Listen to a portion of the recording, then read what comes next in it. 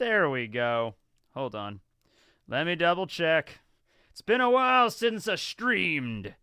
What do we got? Yeah, okay. Yeah, we should be all right. Okay, cool. Hey, everybody. Wait. Wait for it. Wait for it. Wait for it. Hold on, let me try something else, too. This might help as well. Hold on. Yeah, I know. I know. I'm messing with the settings. Give me a sec here. Okay. All right. Should be good now. All right. Anywho, what's going on, everybody? How's stuff happening? The stream is buffering a whole lot. Yeah, apparently I fixed it. I hope. I don't know. Let's see. Nora Schnee. Oh God, we're still dropping frames. Crap. It's early to deal with this crap. All right. How do you look so young? I'm a vampire. I was born on October 16th, 1821. Yeah, that's my dark secret. There you go. I'm a vampire. It turns out, though, vampires aren't like, you know, a lot like how fiction depicts us. Vampires, in fact, we don't drink blood. We also don't get killed by holy water or sunlight. Yeah, we're actually exactly like humans in every single way, save for the fact that we just live forever. That's the only difference. Everything else is the same, you know? I always remember, like, because there's so many different kinds of vampire fiction out there. Every time I read one, the rules always shift just a little bit to make the book or the show or the movie make sense, right? So, like, in some versions of that's what makes vampire lore so interesting. It's because there's all these different versions of it. So, like, in some variations, if a vampire walks out in the sun, they, like, fucking explode. Like, they just blow up, like, right away, right? And but I'm watching. I finished watching Buffy the Vampire Slayer a couple months ago, and they sort of do that, but it's like, a vampire can be like out in the sun for like a little while. They don't explode. They just kind of steam a little bit. They should be okay, you know, like as long as it's like not a long time. And then there's other variations that are just like, I always love reading the versions that are like, you know, oh, I'm a vampire. It's like, oh, does that mean holy water will kill you? And be like, you know, it's like, quit being so like stereotypical. Vampires don't get killed by holy water. And then with Stephanie Meyer, they just glitter in the sunlight, you know? So it's like there's so many different versions. I love it. Like Morbius. I haven't seen Morbius. I haven't seen that. I hear it's not great, but I don't think I'm going to see it. I don't know.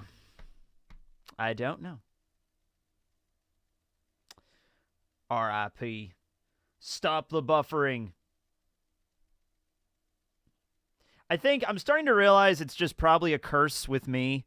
Because, you know, before I had shitty internet. And, you know, it's weird. It's like when I'm making videos and uploading videos, upload speed is perfect. It's fine. There's nothing wrong with it. You know, like I could film a 45, 50-minute video, upload. It takes like, I don't know, 10, 15 minutes. It's not bad. That's pretty good. But then when I stream, not all the time when I stream, but every now and then when I stream, this happens. Don't know. Let's see. So, yeah. What service do you use? I don't know. That's my internet guy's problem, not mine. Yeah. What are my top 3 favorite pastries? Danishes are definitely up there. I love Danishes. There was a while there when I discovered Danishes when I was like, I think I was like in middle school. I was at a gas station and they had Danishes and I bought a Danish and I was just like, oh my God, this is incredible. And I was into Danishes for a long time there. Then there are cinnamon rolls. Cinnamon rolls are really solid. You know, there are shitty cinnamon rolls and there are good cinnamon rolls and there's like middle of the road cinnamon rolls, but like, man, cinnamon rolls, when they're made well, they're pretty damn good. And then there's also, I'll say croissants, because a croissant, I usually have a croissant for breakfast. In fact, I just had one before my morning walk. a little while ago. So croissants are really good. Yeah, so croissants, danishes, and cinnamon rolls. Let's go with that. I mean, there's a lot of other pastries I enjoy, but if you put any one of those in front of me, I will eat it. You know, that's very delicious. Have you played Elden Ring? I've played. Okay, I'm gonna time out official Vari because you've asked that bound question like 30 times now. So timeout time. But no, have I played Elden Ring? Yeah, I played like an hour, maybe 2 hours of it. And then I kind of went away from it. So hopefully I'll get back to that at some point. A croissant with coffee is so good. You know what's weird? I don't drink coffee in the morning. I drink coffee now. I never used to because I never knew how to make it not taste like shit. But now I did. I figured out like, oh, wait a second. Now I know how to make coffee. But I don't drink it in the morning. I drink it like in the mid-afternoon when I start feeling like a little bit of a lull. Or I'll actually drink it in the evening, which is sort of antithetical to going to bed. But I don't think I've drank. No, wait. The other day I worked at the election center, and I brought coffee there in the morning, and I drank some of it there. And yeah, but other than that, I don't usually drink coffee in the morning. How are you doing? I'm doing all right if this buffering wouldn't be buffering. But hey, what are you going to do? What's my favorite type of water bottle? I mean, Deer Park is good. It's plastic. I bought a Yeti the other day. So now I own a Yeti because all my friends have a Yeti, you know, the little tumbler things. And I'm just like, okay. I guess I don't really need one. But like the other day I was in a sporting goods store and I saw a whole like shelf of them. And I'm like, all right, I guess I'll get a Yeti. What color is your Yeti? Mine is dark blue. Buffering the Vampire Slayer. That's a good one. Yeah, let's get back to vampires. Okay, so... I remember there was a book I read when I was a freshman in high school that was called Vampire High, and it was about vampires going to high school. This was a very popular thing in the late 90s, early 2000s. It didn't start with Twilight, you know? So I remember a little bit about the book. It was this kid that starts high school in this new town, and of course, like, half of the town are vampires, and half of the town are normal humans. And the half that are normal humans don't know that vampires exist, but they're still like, I remember there was like a thing in the book where it's like, oh yeah, the town has like, you know, there's a bookstore over there for like humans, and then there's a bookstore over there for vampires. And like the main character walks into the vampire bookstore, and the lady in the vampire bookstore is basically like, the fuck are you doing in here? She doesn't say that, but she's like, maybe you should go to the other bookstore next time. Wink. You know, so it's this weird kind of town where like everybody like so the people that aren't vampires, that are just normal humans, are like half the town are just these weird goth people, and let's just stay away from them. They don't actually know vampires exist, right? So anyway, I remember the main character, he falls in love with a girl from his school who, of course, is a vampire, who's not just a regular vampire, but she's like vampire royalty, like she's like the princess vampire or whatever. So, of course, the new kid in school, they you know, falls in love with her. They instantly start crushing on each other. And it's like a Romeo and Juliet kind of story of just like, but you can't because you're a human and she's a vampire. But I also remember there were like there was that stuff where it was like, one of the vampires was wearing a cross, and the guy's like, how are you wearing a cross? You're a vampire. And she's like, oh, quit being all stereotypes and everything like that. Vampires can wear crosses perfectly fine. It's these ideologies like this that have set us back, you know, like so. Oh, and I remember there were vampire slur words. Like there were like, okay, so Bram Stoker was the original author of Dracula. And in the book, Vampire High, if you call somebody a stoker, that's like the vampire equivalent of like a racial slur. And then at the end of the movie, at the end of the book, there's another word that's a bram. And if you get called a bram, that's like the biggest like insults. Like if you walk into a vampire building and you say call everyone a bram, you're going to get like killed and like your blood drained, you know? So I remember that. Dracula's, I think, in it at the very end. I think there was like a dog in the movie. I keep saying movie. It was a book. But I was like, at the end of the book, there's like a dog throughout the whole book. And at the end, he transforms into Dracula. And he's like, I'm Dracula. I'm like, okay. Jesus. What was the book called again? Vampire High. It was called Vampire High. Let me see if I can look it up on Wikipedia. Quit being such a vampirist.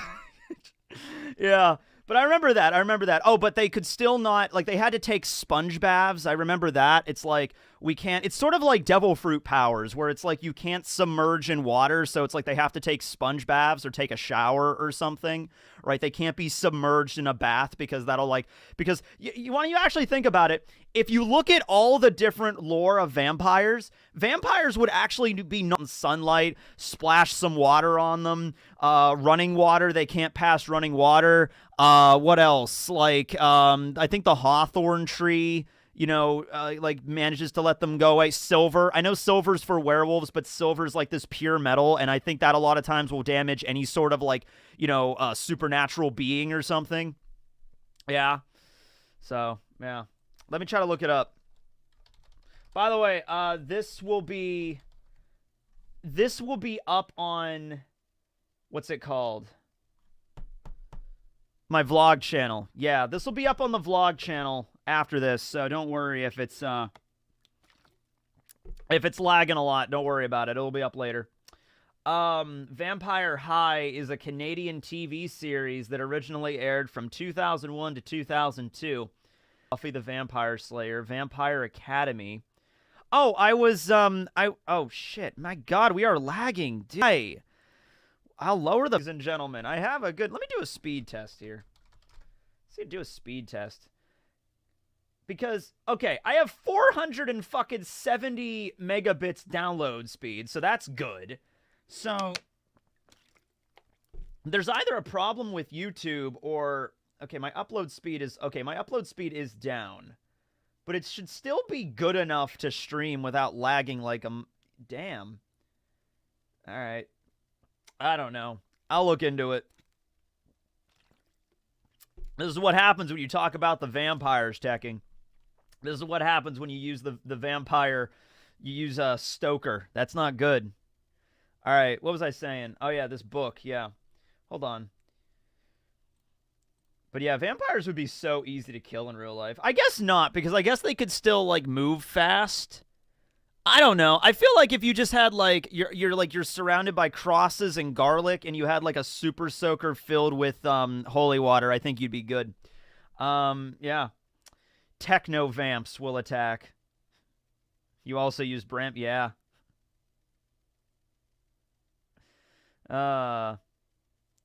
You missed the latest Owl House episode. How do you know I missed the latest Owl House episode? How do you even know I watch Owl House, except for the fact that Hootie's back here?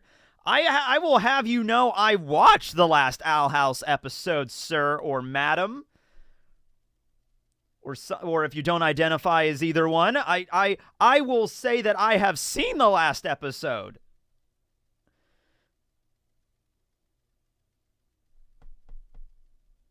It's 6:38 over here. Why so early? Well, that's just time zones. Like no matter where I stream, there be problems with time zones. Thank you for being you. Moreover, do you intend to play Pokemon Scarlet or Violet on stream? I have bad luck when it comes to playing Pokemon games. I still have my Switch down here, but I haven't played Pokemon Pearl in like 4 months. I think Christmas was, maybe not Christmas. I think it was like January was the last time I played it. I am not a gamer. I have discovered I'm not a YouTube gamer, because here's what I do. I game when I want to decompress and I want to relax. And gaming while doing YouTube is like, there's a different flow to it. You know what I mean? Like, you got to be interactive, you got to be like talking and like commentating and stuff.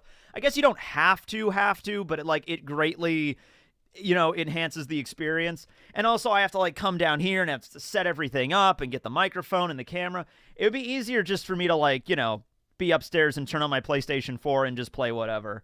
So I'm not really this is why I don't game very often. What was I doing? Something. That book, damn it. Okay, Vampire High. All right, it was a book, trust me. Vampire High. I remember what the cover looked like. Images. There it is. I found it. There it is. This is it right here.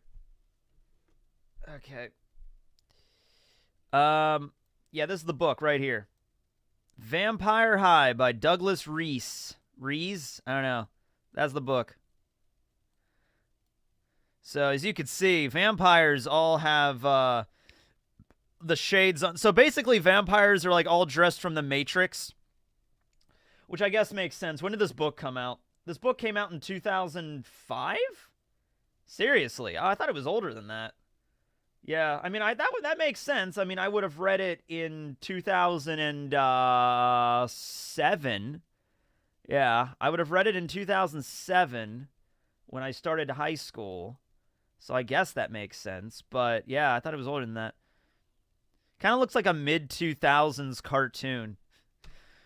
Well, we all live in a vampire high, going to school in the moonlight, having a blood smoothie. We go to gym class and they fly around, and then we all sing about... I was trying to do something kind of like remember the cartoon 16? You know, because I'm 16, you know, like, remember that show? It was a Canadian show, very mid-2000s. And that show, by the way, that show lied to me, okay? Because I watched that show when I was, like, in middle school, right? And so I thought, like, this is what high school's going to be, you know? When we get to high school, we're all gonna, like, hang out at the mall, which doesn't even make any sense because the mall, like, from my high school, the mall was like 30 minutes away. And even at that point, it was like a dying mall. Like, it's really dead now. Like, it's somehow still open, but, like, it's really depressing to walk around in there. Anyway, but yeah, 16, that was a good, like, cartoon. And it was about these, like, kids that all hung out at the mall, and they all had jobs at the mall, and they seemed to, like, live at the mall. And they had, like, old flip phones from, like, the early 2000s. And it's just, they all hung out there. And I'm like, oh, that's what's going to happen, man. We're going to go to school, get out of school at, like, 3 o'clock. And then we're just going to hang out at the mall until 9 o'clock when it closes. And then that's the next day. Like, yeah, that's how that's going to go. Is Mihawk a vampire? Yeah, he is. He pretty much is, yeah. Hold on, let me play that let me play the theme song to 16. Here it is, yeah. Hold on. Okay, the way that this works, I think I'm going to just mute my mic and then just play it through the... Yeah, we'll just do that.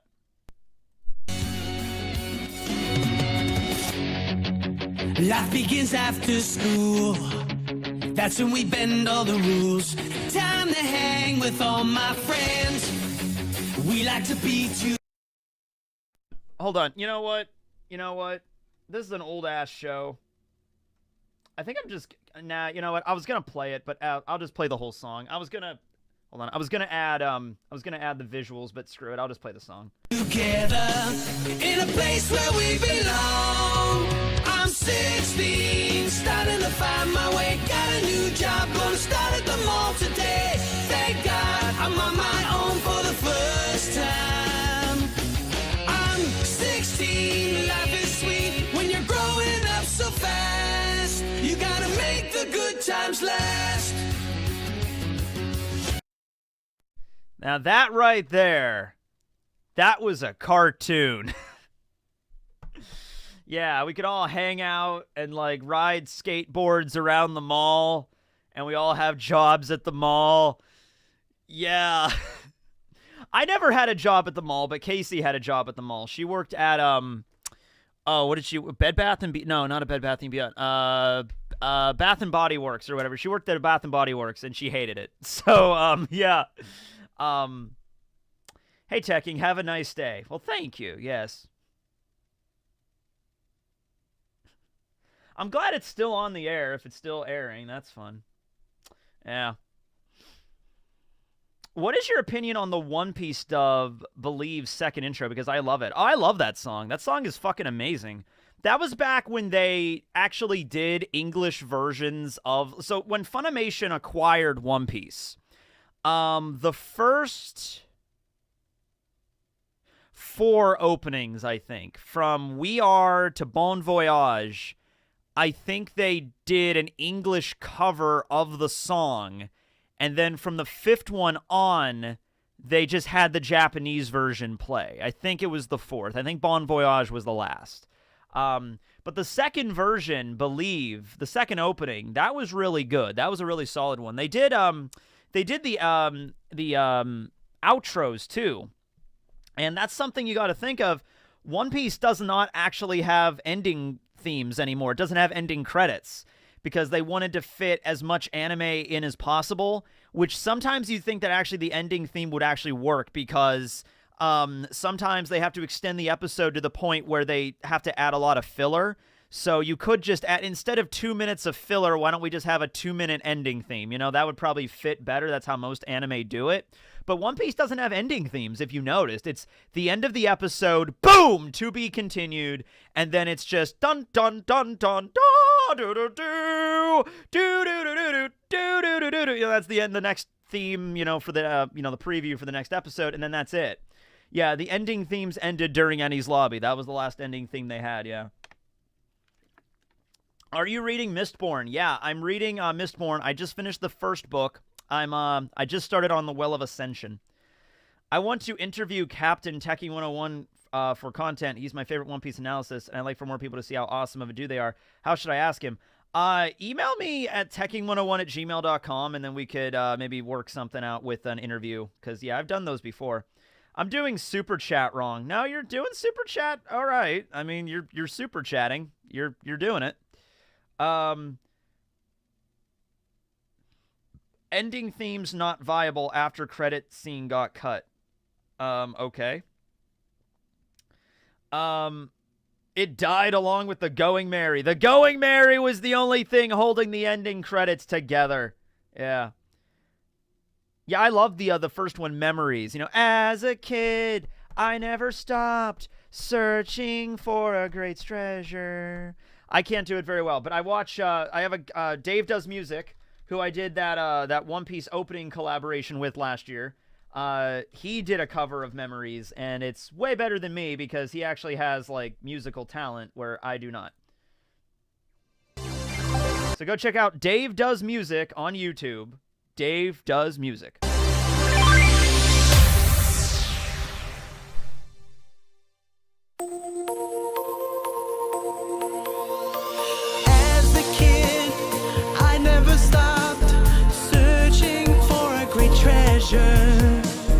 I had a map in my mind that I knew would lead me. I had to find my way to that place before someone could beat me. The promised land was in my grasp, and I wouldn't let go. My only dream.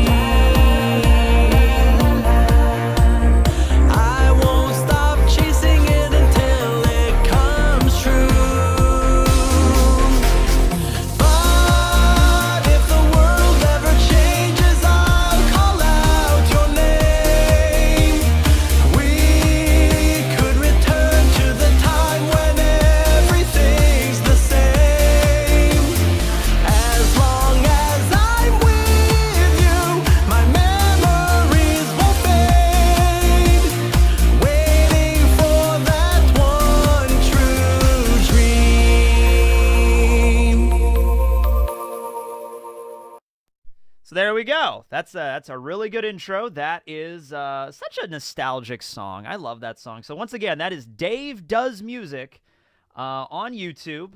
Does not have as many subscribers as he should. You know, that cover even only has... How many does that one have? That cover of Memories only has 29,000 subscribers. That is not right. He should have more than that. So go give Dave a subscribe, because he deserves it, man. He does a lot of other really good stuff. He does a lot of music about, not just One Piece, it's mainly One Piece, but he did some Fairy Tale, does he do Dragon Ball? No, I'm thinking of somebody else. Oh, he did a History's Strongest Disciple Kenichi cover. That's cool. There's some Naruto covers. Oh, the Rainbow Road one is so good. He did the Rainbow Road cover from Super Mario, and or Rainbow Road. Like, look at this. This is awesome.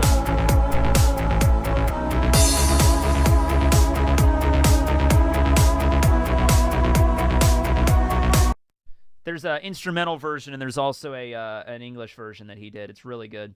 All right, anyway, let's see. It's so early, yeah. If Tekking says so, it must be awesome. There was something else I went. Oh, yeah, because you brought up the One Piece dub. So I was watching, this is involving another 4Kids dub. I was watching Yu-Gi-Oh! Last night. I was watching Season 1 of Yu-Gi-Oh!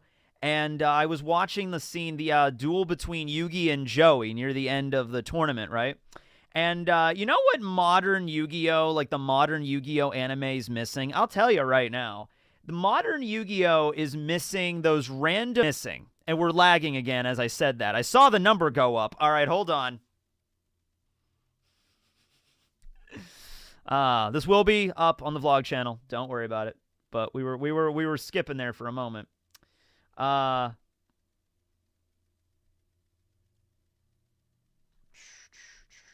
the new Owl House episode that just came out like just now. Oh shit. Well, don't spoil it because I want to see what happens. Yeah. But yeah, anyway, so 4Kids would do this. I don't think they did it past the first season. I don't think they did it in Battle City and beyond. But they would add these little, like, rock montages in the episodes. So they did one with, they did one when Yugi was dueling Panic. And they had that little music video of, like, I'm not gonna panic, panic. And then they did that. And then when Yugi and Joey were right about to duel, they had this montage of them, like, and all the stuff they've been through together. And then there was this song that was playing that was actually a bit of a banger. Like, it's actually really good. And it's very mid-2000s, or I guess early 2000s in Yu-Gi-Oh's case. But let me play that for you. It was even on the CD. It was on Music to Duel By. By the way, who had that CD? Raise your hands if you bought Music to Duel By.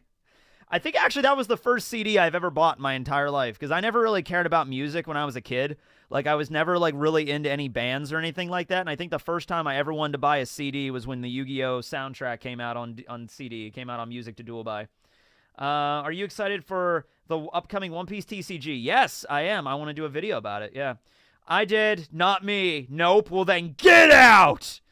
You didn't have you didn't have Yu-Gi-Oh! Music to Duel By? Get out of here! Oh, and there was also the song that was in the movie. It was in Pyramid of Light.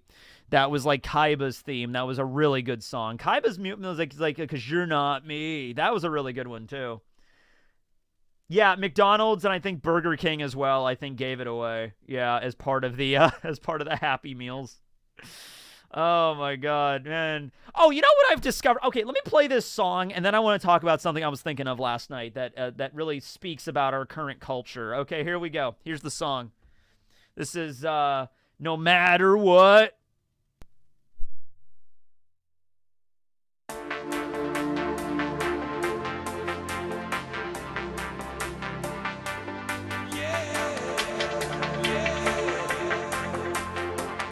Get ready to rock out. How to come to this after all we've been through? Two of a pair, now on opposite sides. From the very start, with honor we've doomed. Watched each other's back and we battled with pride. We are closer than brothers. Now we have to fight each other. And we trust our fate to the heart of the cause. No matter let the game begin. No matter what, we're the best man win. No matter what, we're in this together. No matter what, we'll be friends forever. No matter what.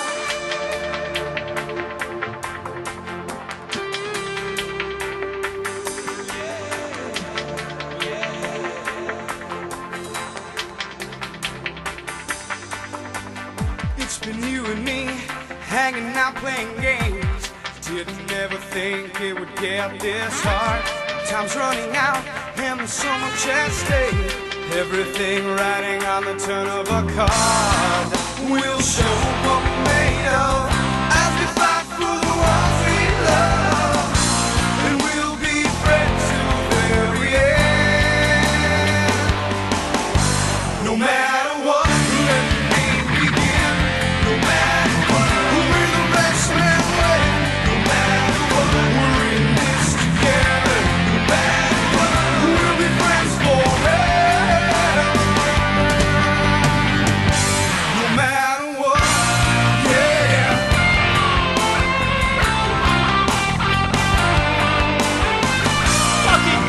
guitar solo, man. Because that's what Yu-Gi-Oh! Needs. Fucking tasty guitar solo. I don't wanna give up, but I will never give in. Don't wanna do it with my very best friend. I could throw the whole match, let him win every play. But with so much at stake, I just can't walk away. Though I need a victory, you've always meant the world to me. And that's one thing I will never change. No matter what, let the game begin. No matter what, we'll bring the best man away. No matter what, we're in this together. No matter what, we'll be friends forever. Yeah. No matter what, let the game begin. No matter what, bring the best man away. No matter what, we're in this together. No matter what, we'll be friends forever. No matter what. Duel. Yeah, so you know what? That's what Yu-Gi-Oh! Needs. You know, they need more early 2000s rock music in their animes. It needs to stay early 2000s, though. I don't want it to be any contemporary shit or something, right? No, I don't want it to be like in the new Yu-Gi-Oh! Season, they have like a Billie Eilish song or something. No. That is what it has to do. Oh, we're buffering again. Shit. I.O., that song copyrighted? I don't know. Probably is. Maybe. I don't know. Draw. Monstacado. That really is annoying to me. I gotta figure out what the issue is with that. I got it hardwired. I got the cable. Hold on. Let me try something really quick. I'll be right back. Give me a sec. I don't know if this is gonna do anything, but I'll give it a shot.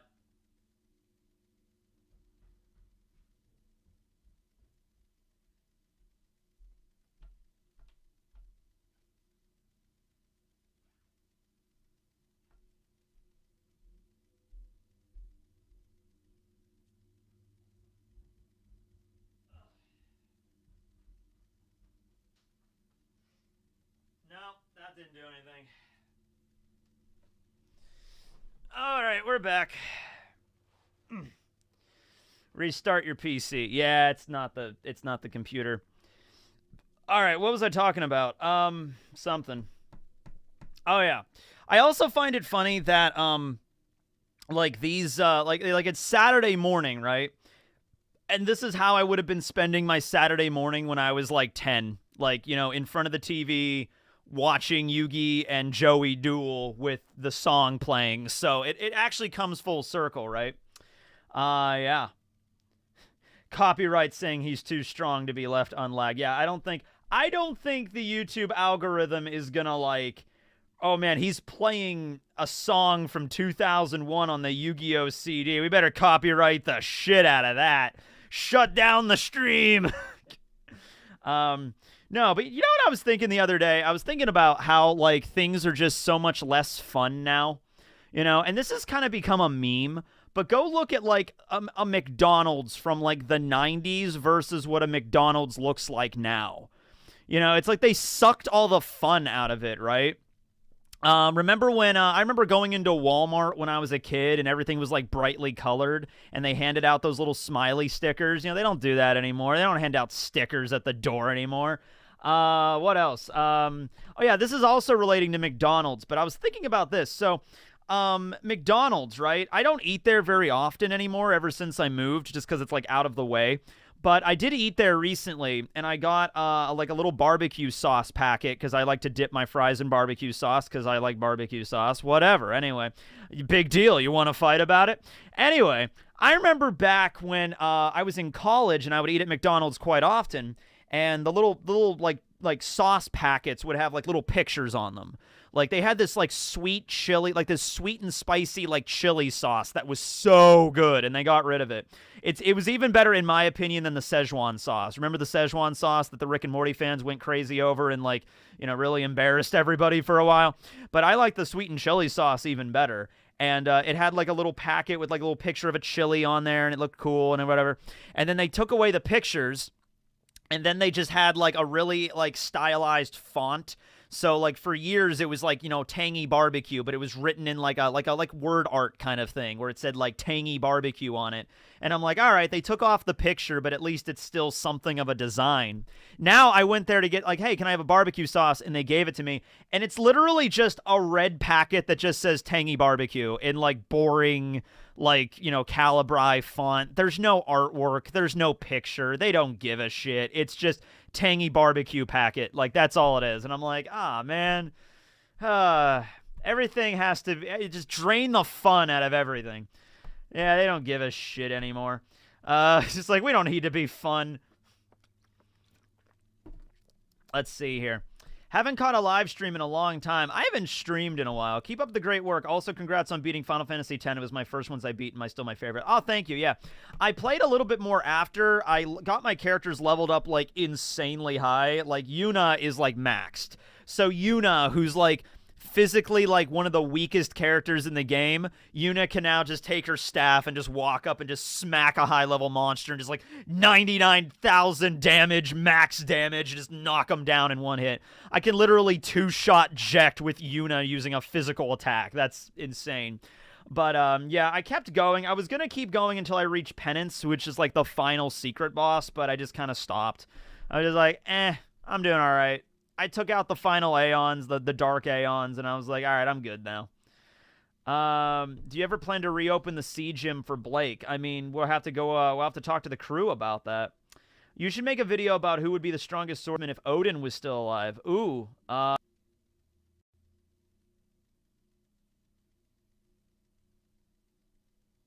okay.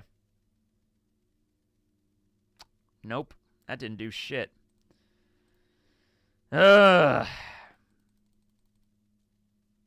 Annoyed grunt. Annoyed grunt.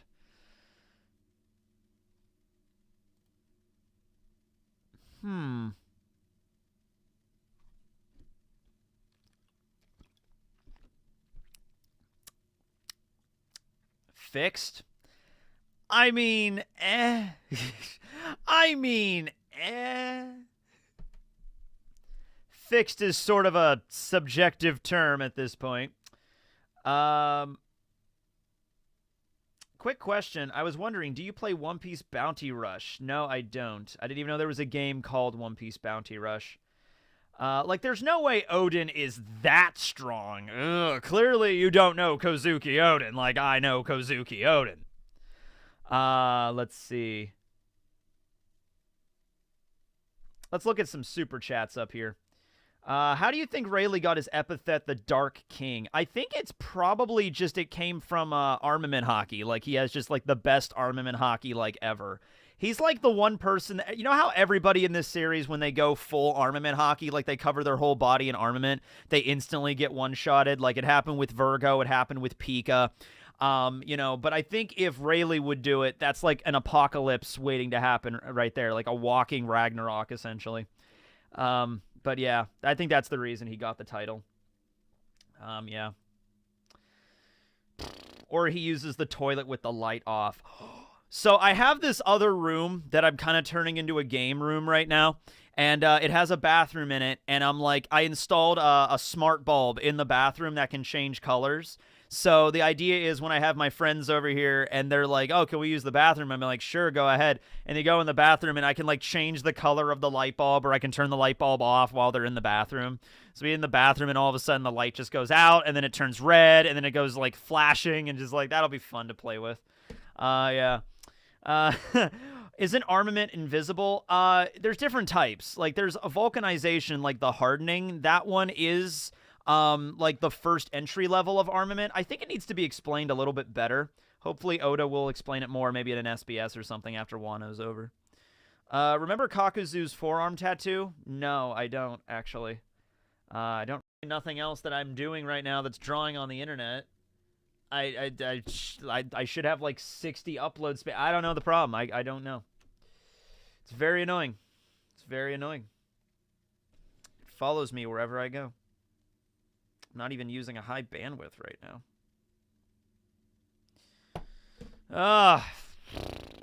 Well, whatever. I mean, like, it's not, like, it's bad, but at least it always, like, goes back to it. Whatever. How long will the Bleach Hell arc be, and who will be in it? I have no idea. I don't even know when Kubo's going to continue it. I think he will, because it's a pretty obvious cliffhanger. I think Kubo's just going to follow, like, the approach of, like, whenever I feel like doing it and whenever I can get it done, that'll be when it gets done. And you know what? If he wants to follow that approach, go for it. I'm fine with that. You can try changing the bitrate. I did, like, 3 times already. If I lower it any more, then I'll be, like, a single pixel on screen. Bitrate. What do you think? What if Eneru is one of the warlords? I don't know about warlords, but Oda mentioned that if he was a pirate on the Blue Sea, he could have a bounty as high as 500 million, which I guess is not, I mean, it's still kind of impressive right now, but it's less impressive than it used to be back in, before the time skip. Let's see. Burn the Witch is a cool sequel. Yeah, that'd be cool. What will your Escanor content be uploaded? I don't know. But I have the mustache. I have everything I need. I have the mustache. I have the axe. Yeah. Did you notice my fan mail birthday gift? Oh, yeah, I did, actually. Let's just show those now. Yeah, so Zim, who's the same dude that made the One Piece movie poster for One Piece D&D movie poster, also sent me some nice fan art. And it was fan art of me and Robin. So there we go. There we go. Isn't that nice? That's cute. Oh, Barry's there too. You know what? Now that I'm actually looking at this piece of fan art, it kind of looks like Robin is slamming Barry on my head and, like, killing me in the process. Because Barry is a brick. I don't know if you guys knew that, but Barry is a brick, in fact. Robin, it just kind of looks like Robin is like, bam! Just, like, smacking me in the head with Barry. Because, like, Barry is fucking, yeah, he's heavy, dude. He's a brick. But yeah, thanks, Zim. That was really nice. I like those.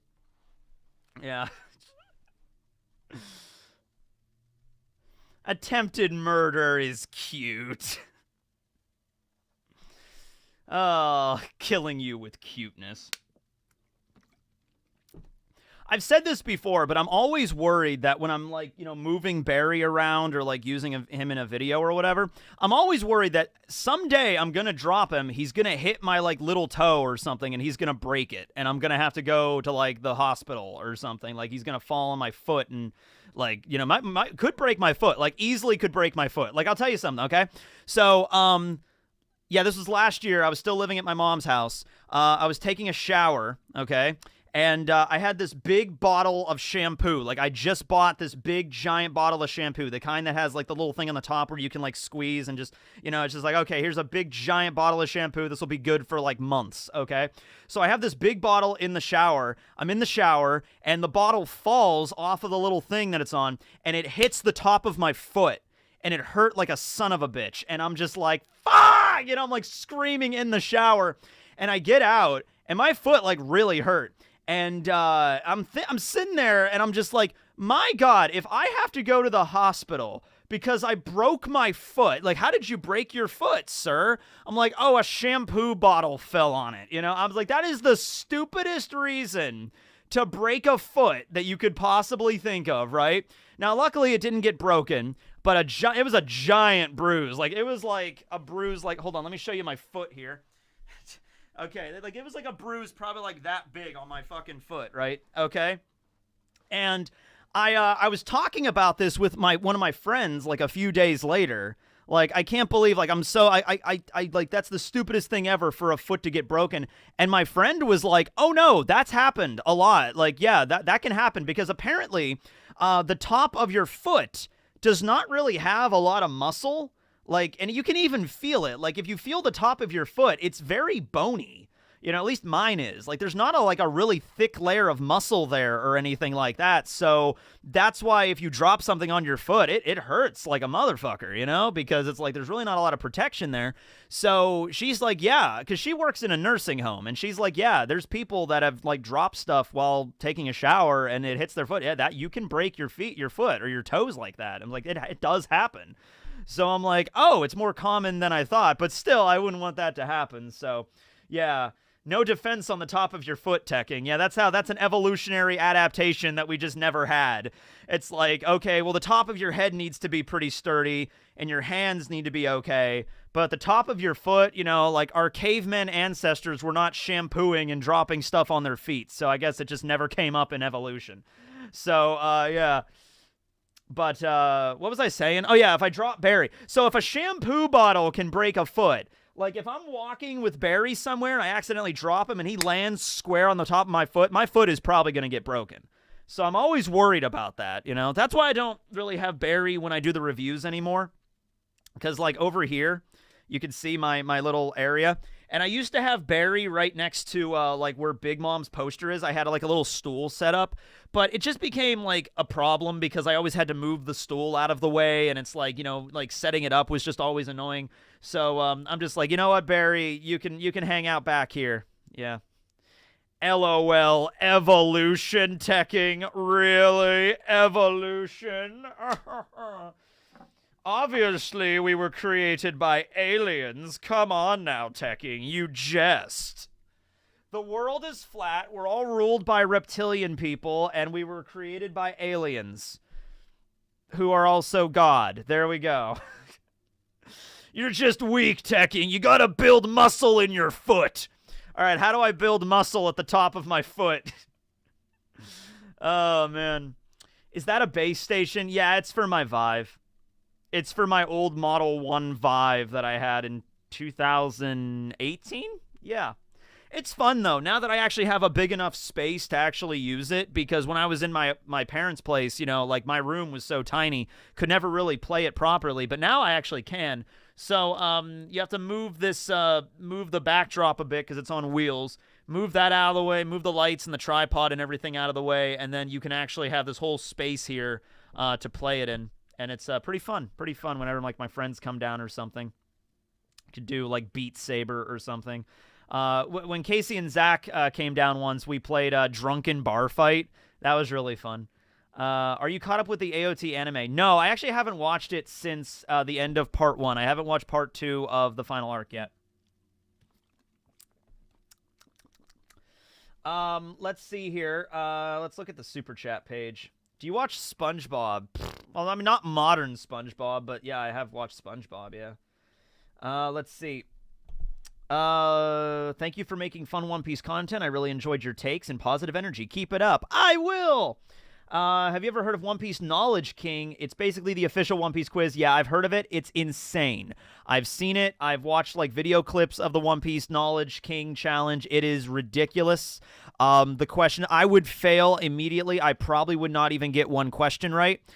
It's not like simple stuff like, what's the name of Law's devil fruit? What is the name of Eustace Captain Kidd's boat? It's nothing like that. It's like, on page 17 of chapter 421, there is a word in the background on a sign that's slightly obscured. What does the sign say? It's like shit like that. It's like hardcore crap, you know what I mean? They don't mess around.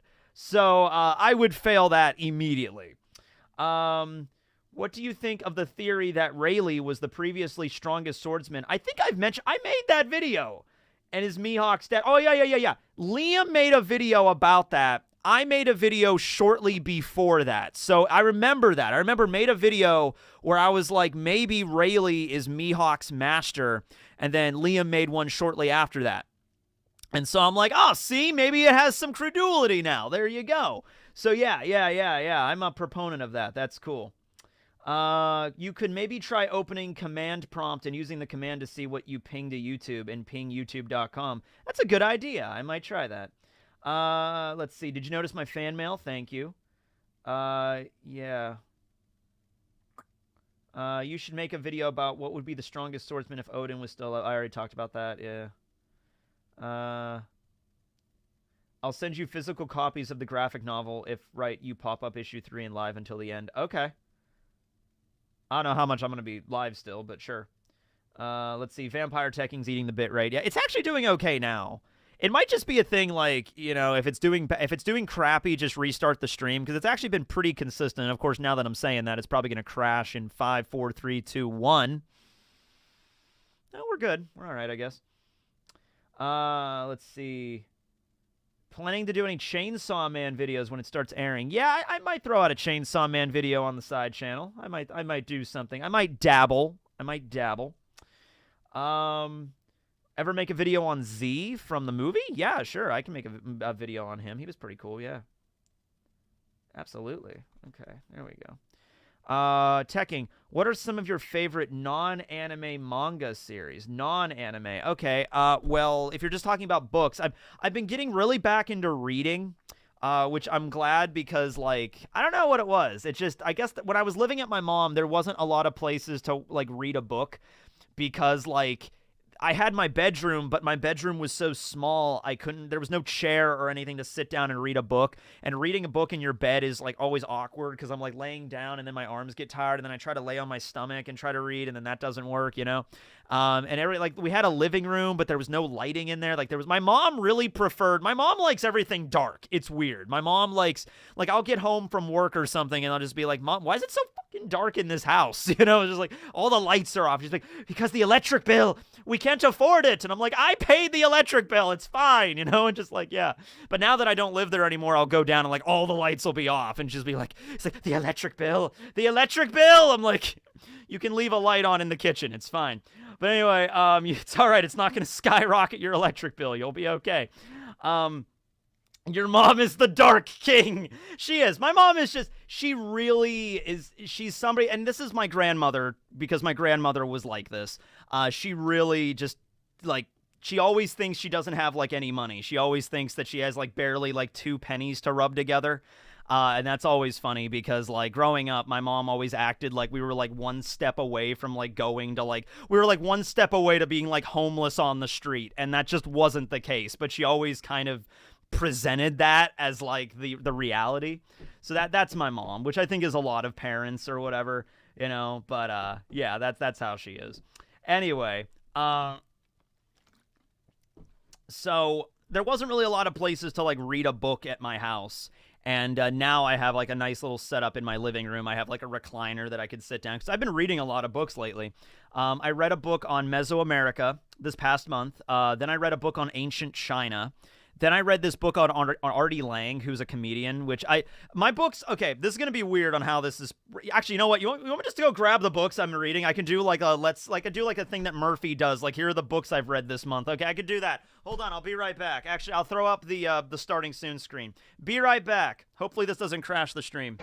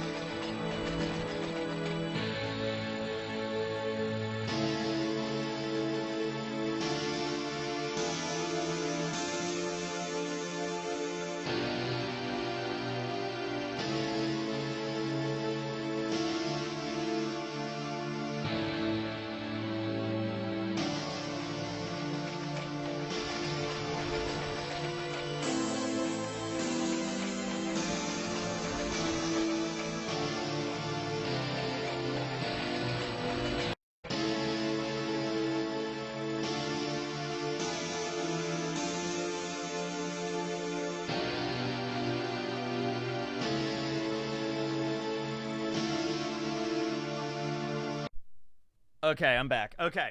So, no, we're still good. See, now we're doing fine. So, I don't know. I guess that is the problem. Just whenever I'm dropping frames, just restart the stream and just cross your fingers, I guess. Okay, so, here are the books I've read the last month. The first one is a book on Mesoamerican culture, the Aztec, Inca, and Maya empires. It looks like a big book, but a lot of it is... I love to get books that are visual for, like, history, because it really helps you, like, really get involved with, like, what their culture was like and everything, and teaches you about, like, okay, here's one of the cities, you know, how they built their structures. Here's a mummy. I think this is an Incan mummy. Yeah, a mummy from I can't pronounce a lot of these words, but it's a Nazca mummy. So the Nazca were a culture that lived down in South America. They were the ones that made the Nazca lines in Peru. And I think they were the culture before the Incas. So the Incas were at the very end. The Incas were the very last culture in South America before the Pizarro arrived. Francisco Pizarro arrived and then took them out. And then the Aztecs were the last culture in Mesoamerica when Hernan Cortez arrived, and then the disease started to spread and everything, and so that's how that went. But yeah, I think it was the Nazca, and then the Incas were like the next great empire after the Nazca. So yeah. Anyway, this is a good book. I like this one. Then we have a history book on China because I'm on a kick where I'm trying to read all of the ancient cultures. So I read a book on ancient Egypt last year, which was the same kind of design as this. And so I was trying to find a book about China that, because it goes, Mesopotamia was like the first, and then Egypt, and then, the Mesoamerican cultures. Well, Norte Chico was one of the first, but it wasn't really considered a civilization. Anyway, it's like, okay, ancient China should be next. I should read about that. Norte Chico is a culture that was in South America a long time ago. Like it is like honestly kind of like even predates the Egyptians, or it's around the same time as the Egyptians. But it's weird because there's like no pottery from their culture that we found, and we also don't think they had like like art, because there's like different criteria to be considered a true civilization, and they don't meet certain criteria. We don't know if they had like a centralized authority or something, but it's so weird. There's no pottery. They had like a decent culture, but it's so weird. There's a thing about it in here. Hold on, let me see if I can find it. Let's see. Cultures in South America. Mud bricks. God, this is so cool to read about, though. Yeah, so here it is. So I even have like a little cheat sheet that I kind of wrote in here. Let's see.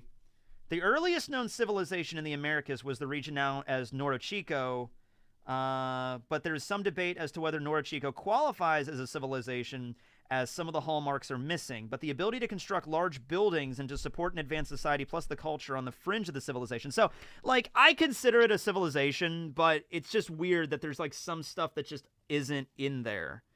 Hold on. Yeah. They built irrigation canals. Like, here's, like, images of the shit that they could build.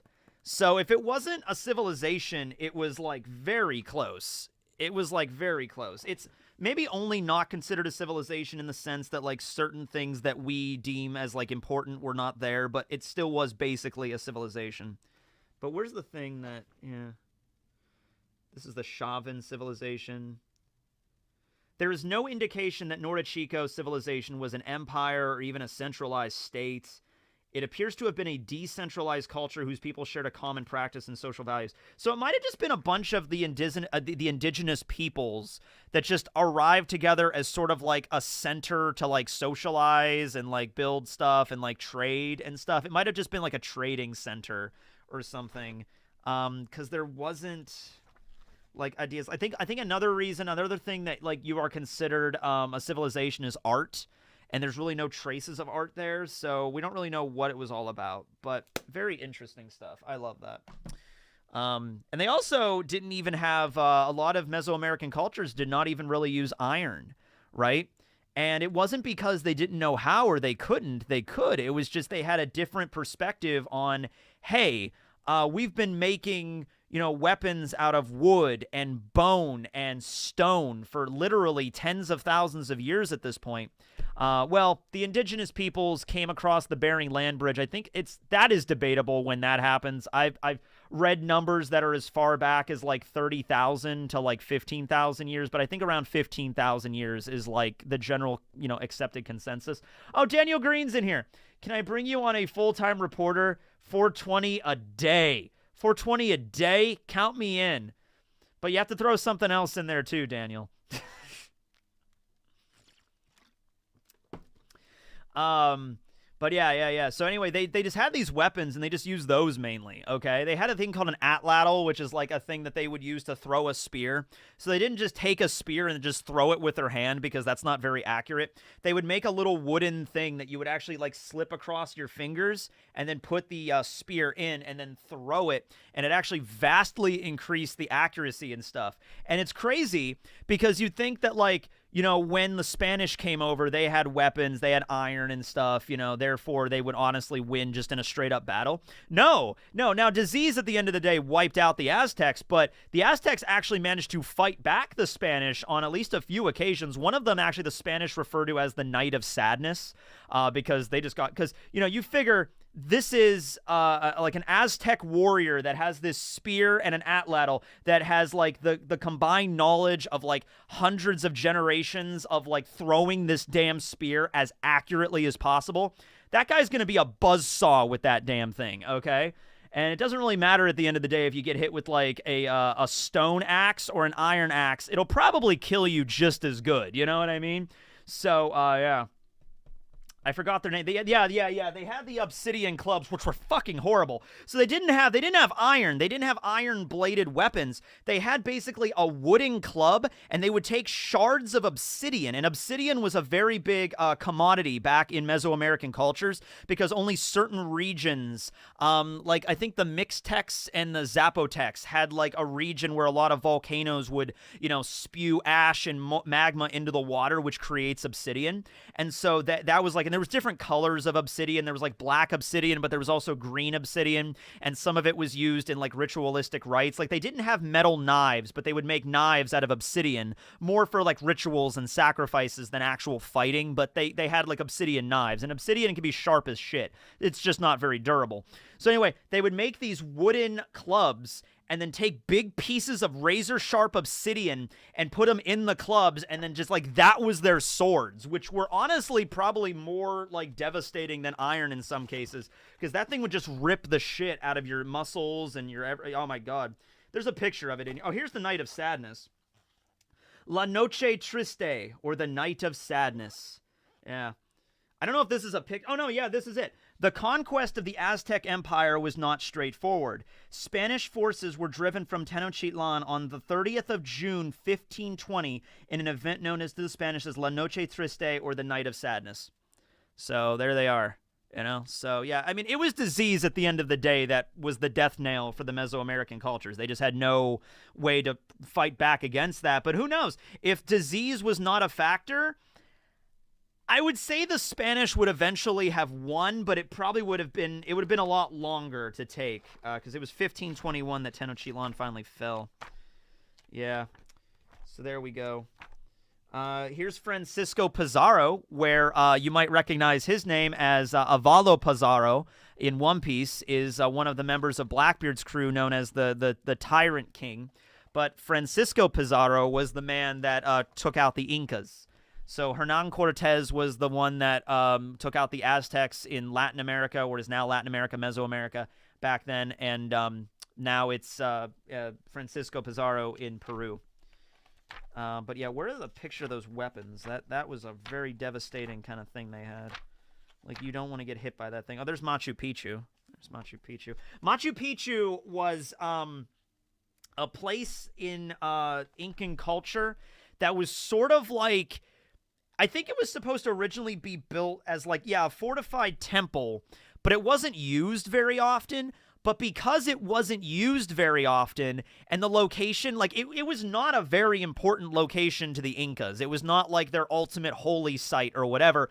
It was kind of just, like, a forgotten temple on the fringe of their civilization that they didn't really care about. So when the Spanish came over and were wiping out all the Incas and, like, burning all of their texts, and we don't have a lot of information from back then because the Spanish burned everything. But this place was left pretty much untouched because the Spanish didn't know about it. Not because, like, you know, it was, like, super important, so they didn't tell them. It was just, like, it's not a very relevant place. But that's why this place was relatively left untouched, and bam, that's how they found out about it. Let's see. Oh, my God. Like, look at this shit. Look at this shit, man. That's so cool. People were building this shit fucking thousands of years ago. Look at this. Look at this. There's no cement here.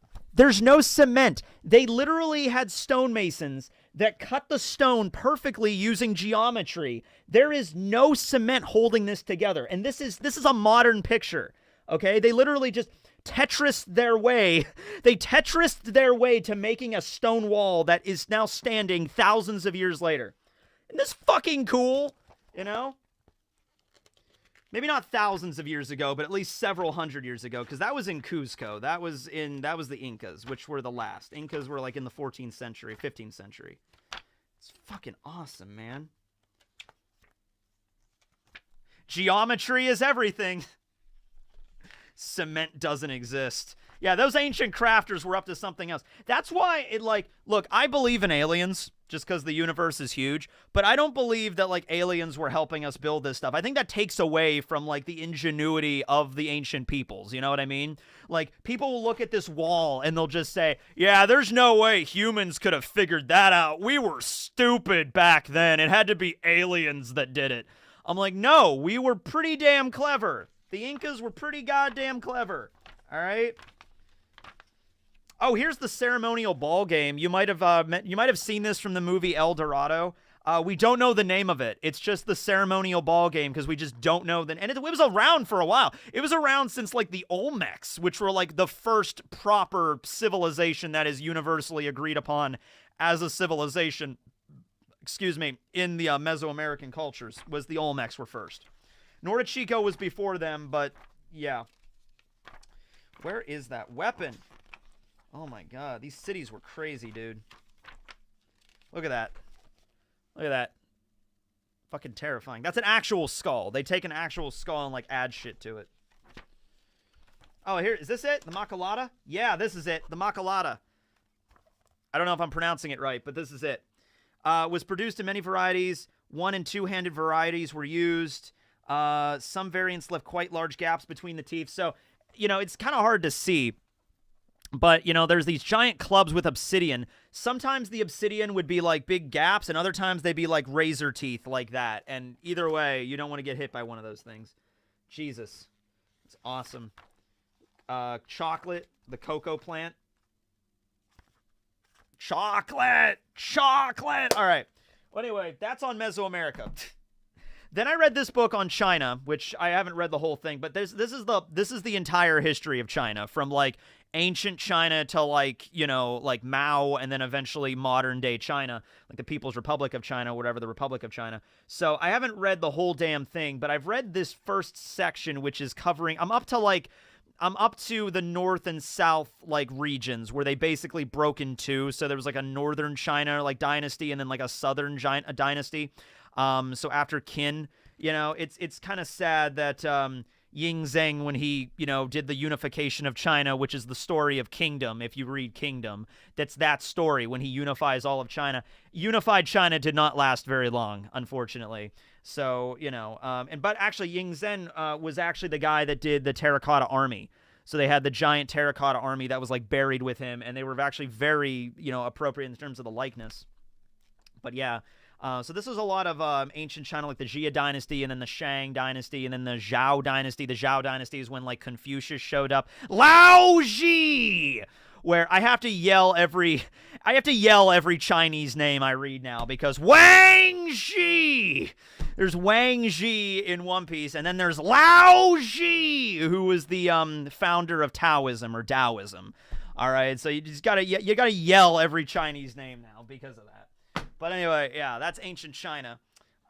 Unity for a little while there. Yeah. There's a funny story about they sent an assassin to kill Ying Zhen, and he fucked it up, and then they ended up basically chasing after each other in the throne room.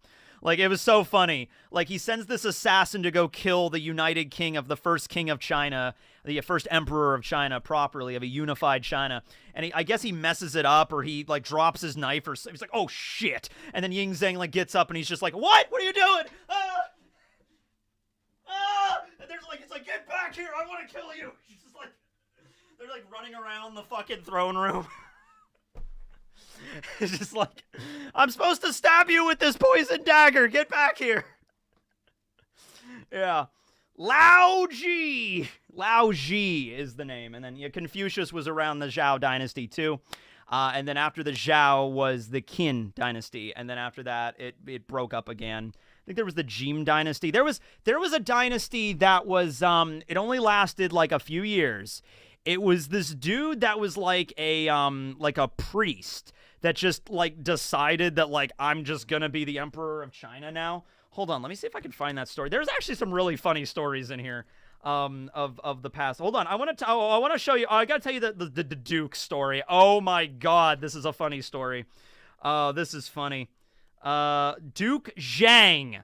All right, Duke Zhang. All right, this dude lived around 600 BC, or he died around 637 BC. All right, hold on, we're dropping frames again, but I got to tell you this guy's story. It is so funny.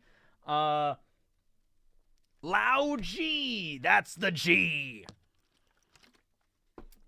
Okay, this is great. So there was this guy, he was a duke, right? And he was an aging nobleman who had fatally backed the wrong side in one of these many conflicts. He found his tiny state facing a massive onslaught from the huge state of Chu, rushing to the aid on an ally of the borders. Okay, so there's this dude named Duke Zhang, and he has a tiny little army, and there's a big-ass invading army from Chu coming to, like, wipe him out. All right, so he is on the opposite side of this giant river. All right, now, you might think that, okay, I'm going to use that to my advantage, right? There's this huge-ass river that's going to take the invading army. It doesn't matter how big the army is. It's going to take a long time for the invading army to stop at the river, move across all of their supplies, all of their men. That's going to take a long time. So maybe I could use that to my advantage to, like, wipe them out, right? As like a choke point. That would be the smart thing to do. That's not what Duke Zhang did, though. No. See, he was a part of this old school. He was like an old guy that was like from the Shang dynasty, which was the dynasty that came before the Zhao. He was like his ancestors were the Shang, okay? And so he kind of followed this more like proper, respectful, like proper kind of war, where he did not like to do anything underhanded. Like everything should be fair when it came to war. You know what I mean? So you can see where this is going. As the Chu soldiers struggled to ford the river, it was the perfect time to attack them. But Duke Zhang refused to take advantage of their exposed situation. Instead, he waited patiently while they crossed the river and gave them as much time as they wanted to get their ranks back together and prepare for battle. His enemies, having been graciously permitted to prepare for battle, then charged and completely annihilated Duke Zhang and his forces. No fucking shit! You don't say! I love that story! Oh my God, I love that shit happened. Fatally injured, Duke Zhang still tried to point out that he was doing the right thing. The noble man does not inflict a second wound. He does not capture those with gray hair. In days of old, soldiers on the march did not block those in transit. Though I am but the heir to a ruined state, I will not sound the attack drums while they are still preparing. So let me clarify that. Back in my day, we fought politely, damn it. We didn't attack when our enemy was tying their shoes. Warfare is a gentleman's game. And just like, yeah, no shit. Okay, so that is great, though. I love that story where I want you to picture that. Imagine being a part of Duke Zhang's army. So you got this tiny little army. Massive army from Chu is coming at you. And it's like, oh shit, we're all gonna die here today. There is no way we're gonna get through this. But there's this giant river. And it's like, okay, they're gonna take forever to get across this river. We can lob arrows. We can attack the shit out of them. We can maybe, like this choke point, maybe we could do something with the river itself. Throw boulders in the river or something. I don't know what the layout looked like. But and then Duke Zhang was like, hold men, no. We will not attack them while they're crossing the river. That is an underhanded tactic. We will allow them all the time in the world. Let them cross the river. Yes, okay, cross the river. Yes, yes, yes. Okay, now we attack when they're getting out. No, no. Now we have to give them the customary amount of time to organize their ranks so they can dry off, get all their weapons ready to go. Okay. Hold, men. Hold. All right, is the army ready to go? Okay, cool. Charge! God. But you know what? As much as I shit on him, you gotta be honest with you. I love Duke Zhang. Duke Zhang, I mean, hey, he stood by his principles, if nothing else. You know, he was like, you know what? I don't even know if I'm pronouncing his name right, by the way. It's Duke Zhang, Xiang. So I'm probably not even pronouncing it right. That's the problem. Yeah, Xiang. So, yeah, or maybe it's Jiang, because the X's are pronounced a little differently. But anyway, yeah. So that's the story of Duke Zhang. That's always funny. What book is this? This is A Brief History of China by Jonathan Clements. So that's a good one. He honored the fair battle. So what do you think? Do you think he did the right thing? Do you think he did the right thing? That's a debate question, you know? Or do you think he was just a foolish old man that, like, it doesn't matter if this means I'm killed and my entire army is wiped out and my entire homeland is wiped out. I'm not going to go down doing underhanded tactics. I'm not going to attack while the enemy is down, you know? That's not even that underhanded, though. It's like there's an invading army. The river is there as, like, a border, probably. It's like, that's why the river was probably, like, why they set up the nation there. So the river could be used as a border. It's just like, okay, you have an invading army that's going through the river. Like, that's not even underhanded. That's, like, defense tactics or whatever, but whatever. His man Rip, yeah. Foolish old man, yeah. He tried to be the MC and he failed. Hashtag Duke Zhang. Yeah, that's how it's spelled. Yeah, right there. Yeah. Warriors die with honor. Well, I guess he died with honor at the end of the day. Yeah. Dude Zhang. They are invading. If they don't want to die, don't invade other countries. Yeah. Lu Bu lived in the early 100 CE. I don't think, if he was mentioned in this book, because I'm past that point, I don't think he was mentioned that prominently. I think he was mentioned like once or twice. Yeah. Giga Chad Zhang, yeah. There's another, I gotta tell you about this is another fun story. I gotta tell you about this one too. This is a good one as well. Okay, this is a good story. Tekking101 just tells history stories. Maybe I'll clip this. Maybe I'll clip this part and, like, put it up as, like, a separate video. This is like drunken history, except I'm not drunk.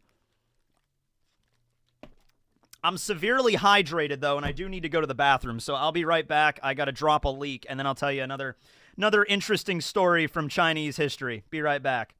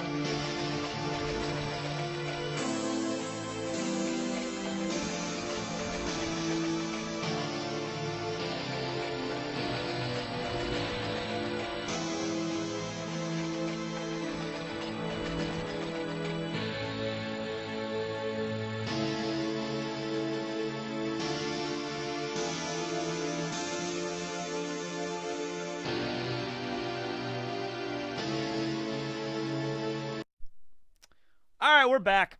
Hydrated Tekking. Yes, we're back. Okay. So, yeah, let me tell you another story from ancient China that's really funny. This one might take me a little bit while to find, but I didn't read it. It wasn't too long ago that I read it.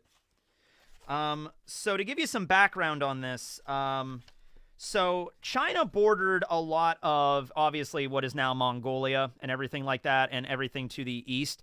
So, not east, to the west. So there were a lot of, like, barbarian tribes, as the Chinese would put it. You know, like, there are these barbarian tribes that lived on, like, the fringes of what China is, well, it was, like, modern China does not reflect what China looked like back then. Basically, take modern China and cut it in half, because there's, like, the desert that's there. Actually, there's a map here, which I love maps. If your book doesn't have a map, I hate it. So this is like modern China. This whole region over here, this is all like desert, okay? So anyway, China, as you can see, most of it was over here. And then the Middle Kingdom, which is what it was referred to as, was kind of like right here. So, you know.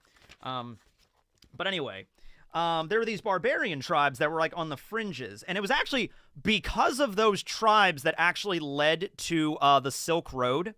Because this isn't the story, but this is just something else. Because what happened was money was not very useful on the fringes of China, because the money was like so far from anything that it was like useful for. So they would actually use the barter system. They would trade with like silks and stuff. So they would use silk as like payment for things, and then that eventually ended up finding its way further and further west until it reached, you know, Mesopotamia, and then Greece, and then eventually Rome, which came later, and then like Egypt and stuff like that. So that's kind of like how the Silk Road sort of began, because of these tribes. But I gotta find this. It might take me a while. I might read some super chats in the meantime here. This is the preamble. Yes, of course. Let me do this a little bit here. Tekking will tell you the History Channel. I'll tell you the History Channel as it should be done. I love drunk history because that's how I would tell history. You know, history does not need to be like, in the year 632, Duke Zhang was attacked and killed by the Chu.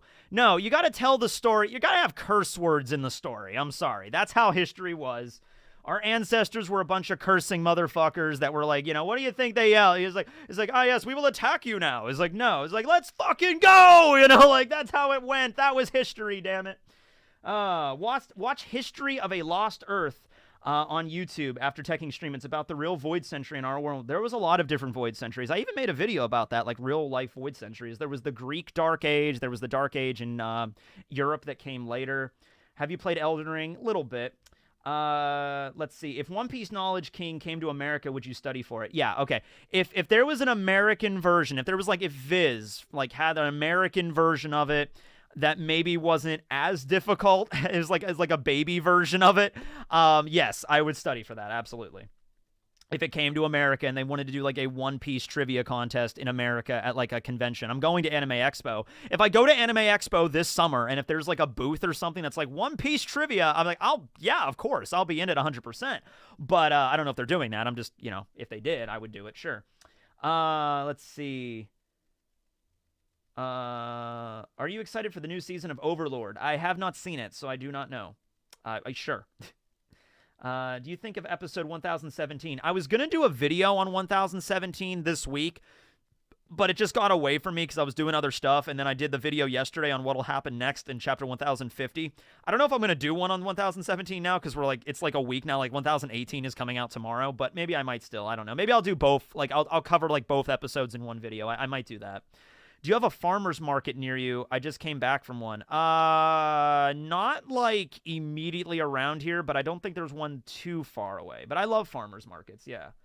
Am I the only one that thinks with Yamato's newfound freedom, she's going to help Momo run Wano? That's a possibility too. I mean, I want Yamato to join the Straw Hats, obviously, because that's like her dream to like leave because of like with like Ace. And the fact that she was kept there all of those years, I think she wants to go. So I really am leaning on Yamato leaving. Maybe Hiyori and Momo can stay behind and be the shoguns, like, together. Yeah. Do you think the reason Big Mom's crew didn't come back up the waterfall is because they were already captured? I don't know if they were captured. Maybe they were just in hiding because of how many Marine ships there are. Yeah. Okay. So I need to find this story now. This is going to be worth it, trust me. This will be worth it if I can find it. Okay, that's how Zen Buddhism came.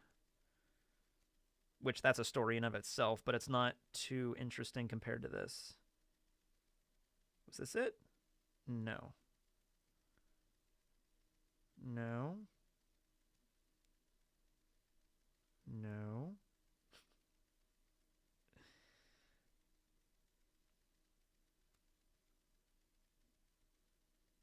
Let's see here. Your room looks so fire. I added a bookcase. See? That's new. Well, that used to be upstairs. That actually used to be upstairs in another room, but I decided to move it down here because I had some space there that I wasn't really using, and this is where I kept all my, like, I keep all my Shonen Jumps on there, like the actual magazines and some stuff on, like, Japanese history, and I feel like that would be more useful in the studio if I ever need to get something on, like, Japanese language or kanji or history or something. It's, like, right there. Like, I have books on the samurai, I have books on the pirate lives, yeah, I think that would just be, it's just better suited to be down here, so I moved it. Oh, and on top of that is a globe that is the One Piece globe. Let's see. I will find this story. I could tell you, like, but it's like, I'm probably going to mess it up.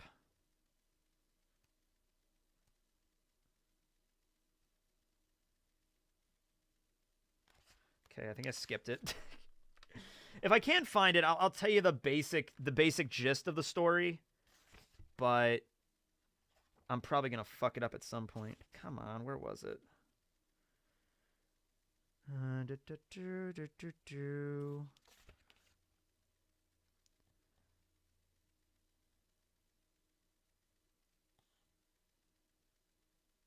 Hold on, that's part of it.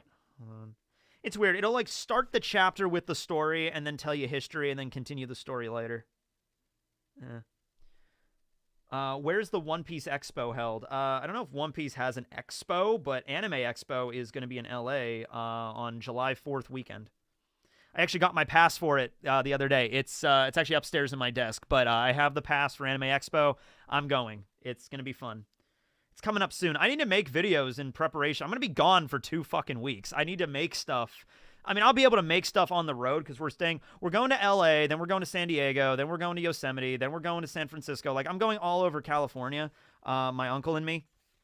So we'll have opportunities. Like, I'll have chances to film, like, new content and stuff. But I would like to have some stuff in the tank before I go. Yeah.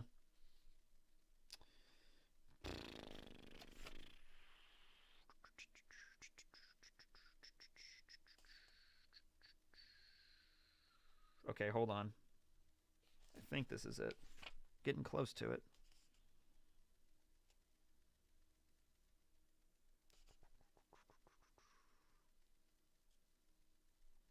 No, that's not it.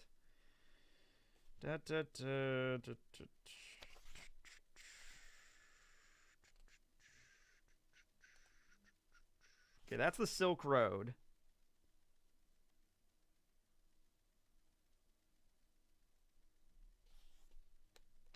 This will be worth it, trust me. Uncle Sus. Yeah, my Uncle John. He's a nice guy. Where did I get my One Piece flag? Just Amazon. You're going to Cali. Nice. You're about to see the most beautiful women you've seen in your life. Oh, okay, cool. That'll be nice. Yeah. Yeah, I just hope I don't get sunburned. I'll probably get sunburned. I'm just going to wear sunblock, like, everywhere. I'm not, my body is not, look at that. It's not, no. I gotta go. See you later. See ya, man.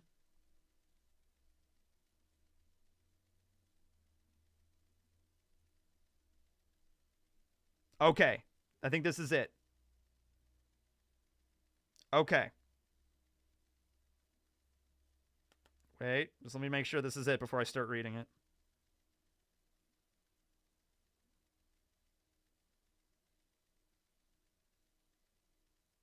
Okay, yeah, here it is. Okay. All right. So here's the story, all right? So, there is this chieftain that lives in these, like, fringe kind of regions of China. And the emperor of China wants to have like a good relationship with them because like he lives on the fringe, so he might be able to like help to fight against if there were like any foreign invaders. So he wants there to be like a decent relationship, but he still views them as like barbarians. So he's not going to like be all buddy with them and not like give them everything, but he wants to have a good relationship here. So the leader of the chieftain, whose name is Zhang Nu, wants to basically marry a Chinese woman who's the heir of the, he wants to marry someone from the palace. Basically he wants like, you know, a noble woman to marry, and you know that's like his payment. So this is actually kind of similar to Game of Thrones a little bit with Daenerys Targaryen. You'll see this in a second here. In fact, George R.R. Martin might have taken this story to like inspire like Daenerys getting married to Khal Drogo. Anyway, so the Emperor of China is like, okay, well, we're definitely not going to give him like an actual noble woman, right? Because that would be too much. And so the emperor is like, you know what? This guy is like a barbarian that lives on the fringes of the world, essentially. We can give him like anybody from the palace, anybody that even looks sort of like noble woman, and he'll probably be fine with it, right? So the story goes that a woman named Wang Xiaojun actually volunteered. She was a woman that worked in the palace, but she wasn't like, she was like low tier in the palace. Like she was like kind of like a maid or whatever. She did very menial kind of stuff, right? And because of course it's the Emperor of China, he's going to have a big ass harem, you know, and it's basically like, you come to my bed chambers tonight, you know, and it's like he had his pick from like hundreds of women probably that lived around and inside the palace and stuff. So, you know, there's obviously some women that he preferred and others that he just never summoned, okay? And because there were so many women, they actually had a palace painter. So they had a royal painter paint the images of these women, and then like every night when the emperor wanted to like have some fun, he would just like flip through the paintings of the women and he would be like, I want her, and then they would go fetch her and then bring her into the chambers, and then like that's how it would go. Wang Xiaojun, yeah, there you go. Okay, so that's the setup. All right, so this woman Wang Xiaojun was like, I volunteer. And so the emperor didn't even really know what she looked like. He just heard like, oh, there's this lowly woman in the palace that like is ugly and that like you never even asked to go to your bedchambers. So it's like, who cares? Yeah, send her off. She's not important, right? So the chieftain, Xiaojun, arrives in China, and there's this big pomp and like circumstance sort of like ceremony and everything, and it's like welcome and everything like that. Here is your new bride. And so she walks out. But here's the kicker. Wang Xiaojun was actually not ugly. She was actually one of the most beautiful women in all of China. And the emperor didn't even know what she looked like until she walked out wearing the outfit and the makeup and about to be married off to this barbarian dude. And so the emperor is like, okay, here she is. What the fuck? Why am I, what? When was she in the palace? What? I've never seen her. What? And then so what the story goes is that the palace painter was this dude that was sort of corrupted, where if a woman did not pay the painter, like bribe the painter enough money, the painter would paint her as like an ugly woman, or have like a thing that was like, what was it? Like a mole on her eye. There was a thing that was indicative of like bad omens. Like if a woman had a mole on her eye or something, like right around here, somewhere on her face, it was like indicative of bad luck, you know? And so this woman, Wang Xiaojun, did not know that she had to bribe the palace painter to make sure that he painted her like appropriately to what she actually looked like. So she didn't do that. So the painter was like, well, screw her then. I'm just going to paint her horrible, like ugly, and I'm going to draw this like mole on her face, which means like bad luck, stay away from her. And so when the emperor is flipping through the paintings every night, he's like, It's like the ancient Chinese version of Tinder, I guess. I don't know. And just like he's like flipping through it, and he's like, he sees her and he's like, oh, she has the mark on her face. I'm not gonna, no way, no, next, you know? Well, none of that was true. She was very beautiful. She did not have the mole or whatever on her face that was like bad omens or whatever. So she walks out, about to be married off to the barbarian chieftain, and the emperor's like, can we, shit! shit, because he knows he can't go. It's like happening now. He can't go back on this now. So he's like, crap. And so the chieftain is insanely happy about this arrangement. So he's like, he literally is like, oh, this is the most beautiful woman I've ever met. Don't worry, Emperor of China. My tribe will guard the borders of China for now and... Oh, wait. Oh, wait. Hold up. Are we still good? We kind of buffered there for a moment. Yeah.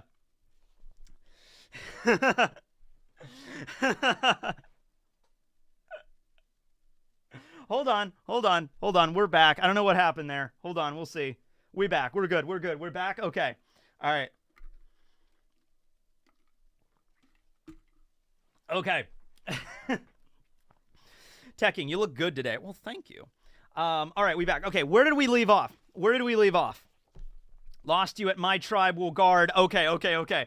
So the woman, Wang Xiaojun, goes with the barbarian, and the barbarian is super happy because this is like the most beautiful woman in all of China, and he thinks like he is marrying like the princess or whatever. So he runs off, and he's like, my tribe will guard the borders of China for all time and like generations to come. You know, you don't have to worry because you made good on your promise and you gave us like the most beautiful woman ever. So then they ride off, and you know, they hold steadfast to that, but the emperor is just kind of there like, fuck, what do I do now, right? Like, it's the most beautiful woman. I just gave her away to a freaking barbarian on the edge of the freaking nation or whatever, right?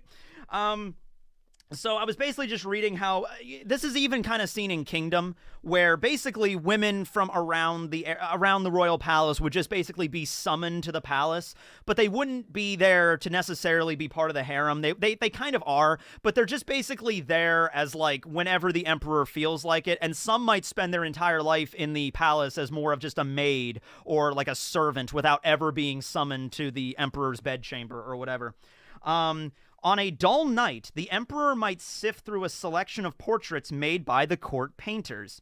They were renowned for their ability to perfectly capture the image of their subject. There was no, there were no phones back then. You just can't take a picture. There's no Tinder. So it's like, going through the pictures or whatever. And, it was pretty much established, like, the woman that was painted would be the real person. Like, it's like, okay, there's no catfish or whatever going on here. Like, you look like the person you're painted. However, yeah. Let's see here. Yeah. Wang Xiaojun's picture was never going to win her attention, however. She looked plain and haughty and had a widow's tear mole near her eye, which was regarded as an ill omen. In fact, it was odd that she had even been brought to the palace. She was demonstrably the worst-looking girl there, and if she ever wanted to volunteer to be a barbarian's wife, then good riddance to her. That was like the emperor's. Like, why is she even in this palace? Because the only way the emperor knows about her is by flipping through the pictures, okay? In fact, Wang Xiaojun was anything but ugly. A poet once wrote that she was so beautiful that the sight of her could make the birds drop out of the sky. Damn. All right. So, yeah, the emperor, yeah. She had no bad omen, moles, or other marks on her, but she made the fatal error of failing to bribe the palace artist to make her look good. Yandi had not only failed to notice the most attractive woman in his palace, Yandi was the emperor at this time, but had just agreed to send her away. The extent of his error only became apparent when he tardily set eyes on her at the audience to see her off for life. So the emperor was there to hand her off, and that was the first time he actually got to see how beautiful she was. Oh my God.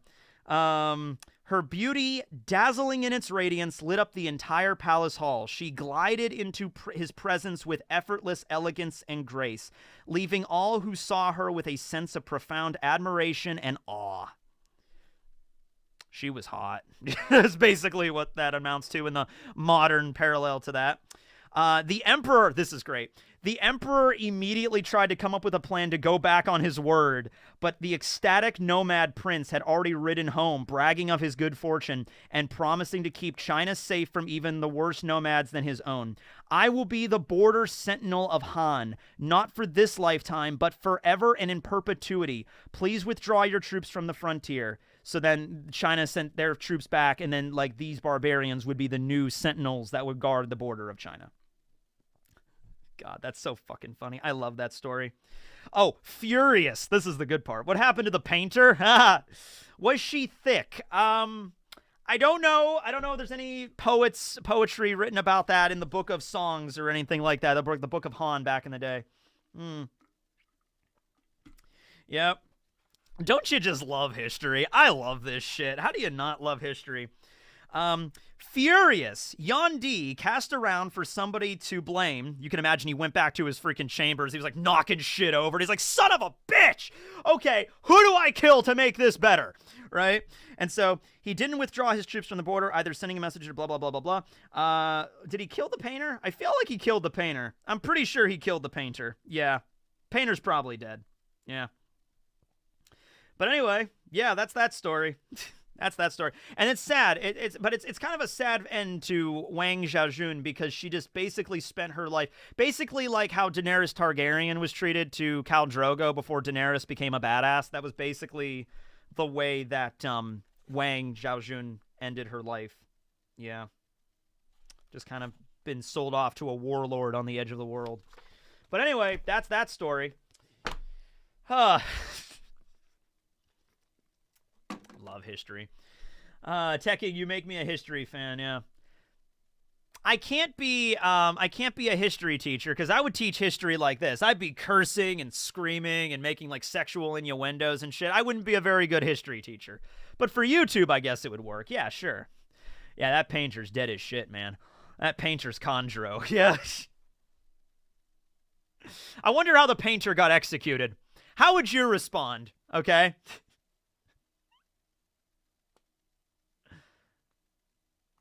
How schools don't make it very interesting. Our history teacher was a pretty okay guy. He was a pretty interesting dude. Yeah, he was fine. Mr. Miller. And this is ancient history too, yeah. Drawn and quartered.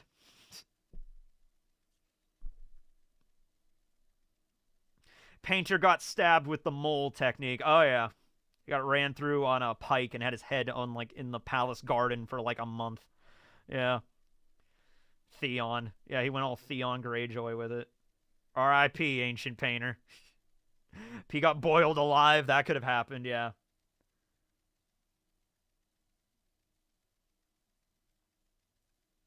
Yeah. But anyway, yeah, that's the book on China I'm reading. So that's A Brief History of China by Jonathan Clements. For other hilarious stories, check this out, yeah. I also read Mistborn. The first book, The Final Empire, Mistborn. Very good book. I'm a fan. Rustage actually recommended this to me back in December, and I had it, and I haven't read it, and then I finally sat down, and when I was working at the election center the other day, I was there all day. I was there from like 6 a.m. to like 9 p.m., basically working the door. I was handing out little stickers to everybody, and I just basically read the whole book while I was there. So this is a really good one. And now I'm on the second book, which is The Well of Ascension. These are by Brandon Sanderson, really good. So there's a trilogy. There's a few eras. So the first era is a trilogy, and then there's a second trilogy called the Wax and Wane series. And then there's some other supplemental books that are not that long, but they just add to it. And then there's a third one coming out. There's like a next era that's coming out soon. Yeah, the painter went through the same thing as Griffith. Yeah. And then the last book I read is very different from all the other ones. You can see I have history, and then I have fantasy, and then I have like real life like biographies and autobiographies and shit. This is a biography on a dude named Artie Lang, and Too Fat to Fish. He is a comedian, and I've listened to some of his comedy on, he did a This Is Not Happening episode, so you want to go check that out. Type it, This Is Not Happening, Artie Lang. It's a fucking hilarious story, and the story's in the book too, when he worked on Mad TV. This dude is like living a crazy ass life, just coke and drugs and, fast living and everything like that. But those kind of people make pretty damn good storytellers, I feel, and he's a comedian. So yeah, I read that as well. That's a good one. But yeah, so those are the books I read this month. History books, fantasy books, and a biography on a comedian. So there you go. Yeah. Do you like Southern Ocean mythology? I have not gotten there yet. The world is a big place, and history is so expansive. I'm trying to go in order. I still need to read a book on the Sumerians. I haven't read that, because the Sumerians were kind of like the first big civilization, like in Mesopotamia, right? You got the Sumerians and then Assyrians, Babylonians eventually. Egypt was the one that I was the most fascinated by, and they were basically the first. They were one of the first. So I read about the Egyptians first. And then I read about the Mesoamerican cultures, but I still need to read about the Indus River Valley, about the Indian culture, about how India came to be, the ancient history there. And I also need to read about ancient Europe and how Europe came about, and how everything was divided eventually. And then I read about ancient China here. Japan is not, the history of Japan is not as, like, it's basically starts around a little bit like 100, 200 of CE. Because a lot of it was they were kind of spent more in like hunter-gatherer kind of lifestyles for a long time. And then China came in contact, and they, I can't remember if China introduced rice farming first and then it went to Japan. There's a golden seal, and this golden seal is like from, hold on, let me see if I can look it up. I'll read the super chats too, so don't worry about it. I'll get to that in a second. Golden seal of Wa, I think, because Wa is what China would call Japan in the earliest days. And it was actually kind of an insult because Wa meant like small. So they were basically referring to it as like this small dwarf country or whatever, right? That was what it was. Golden seal of Wa. The King of Na, gold seal. This is it right here. The seal is designated as a national treasure of Japan. The seal is believed to have been cast in China and bestowed to the Emperor of Han upon a diplomatic official envoy visiting from Japan in the year 57 AD. So, yeah, this is like one of the earlier parts of like China and Japan having like an interaction with each other. Yeah, the King of Na, LOL, nah. So I can show you what it looks like. Looks pretty cool. It's a very interesting gold seal. It's in very good condition, too. It was discovered, like, in a palace, like, where was it found? After being lost for an undetermined amount of time, the seal was reportedly discovered on April 12, 1784, on Shika Island in the Fukuoka Prefecture. Hold on. Fukuoka Prefecture, sorry. According to contemporary reports, the seal was discovered by a farmer named...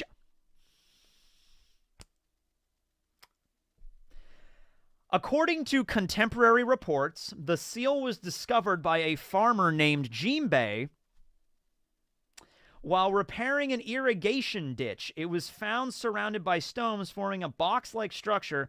The seal was kept in the Kuroda clan, rulers of the Fukuoka domain, and eventually donated by the Kuroda family to the city of Fukuoka in 1978. Okay, so yeah, it was basically discovered in a farmer's like irrigation ditch. There you go. That's the gold seal. Pretty good condition.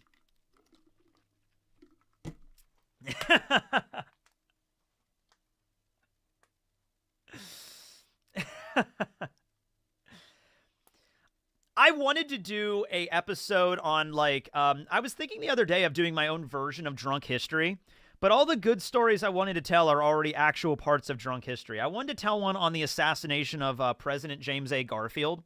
And I was going to do that, but then I looked it up, and there already is a Drunk History episode on the assassination of James A. Garfield. And I'm like, fuck. I already did it.